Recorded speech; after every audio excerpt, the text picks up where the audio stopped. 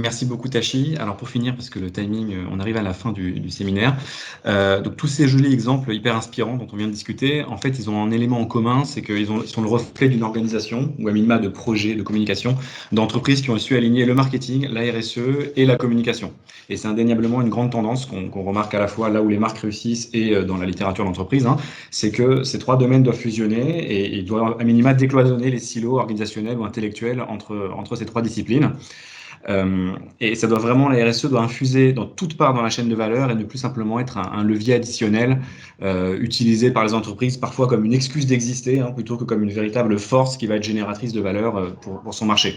À titre d'exemple, hein, le marketing produit doit s'interroger sur le sens de ses propositions de valeur quand il les met sur le marché. Il doit devenir obsédé par l'utilité, hein, du produit, on en a déjà parlé. Le marketing des offres doit se poser la question du sens de son pricing, hein, de sa politique de prix basiquement. Le trade marketing doit questionner la légitimité des réseaux de distribution qui vont choisir pour leurs produits.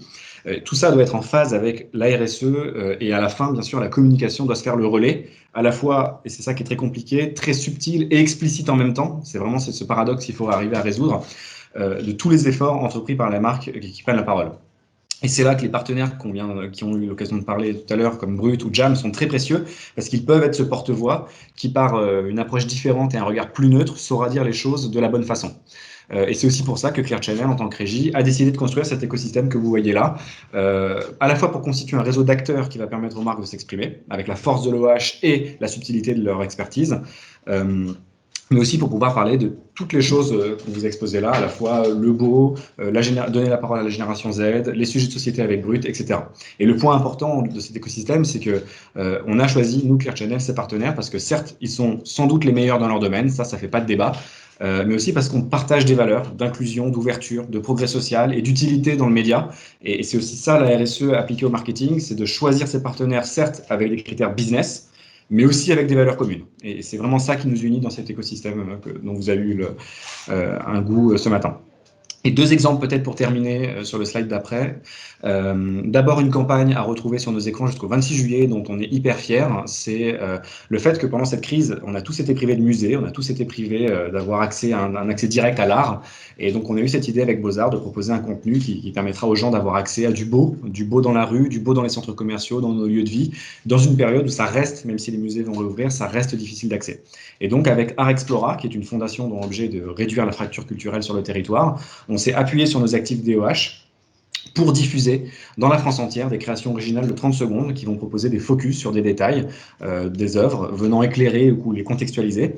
Et avec ça, on va être littéralement plongé dans les œuvres et on pourra admirer les détails de la Sainte-Anne de Léonard de Vinci, des estampes d'Hiroshige avec des tourbillons incroyables, plein de choses comme ça. Et en bref, on va utiliser ces écrans-là pour mettre du beau dans la ville, dans les lieux de vie, au moment où ces lieux-là vont réaccueillir le public, les citoyens. Et donc, on l'espère, on va leur donner envie de retourner dans les musées.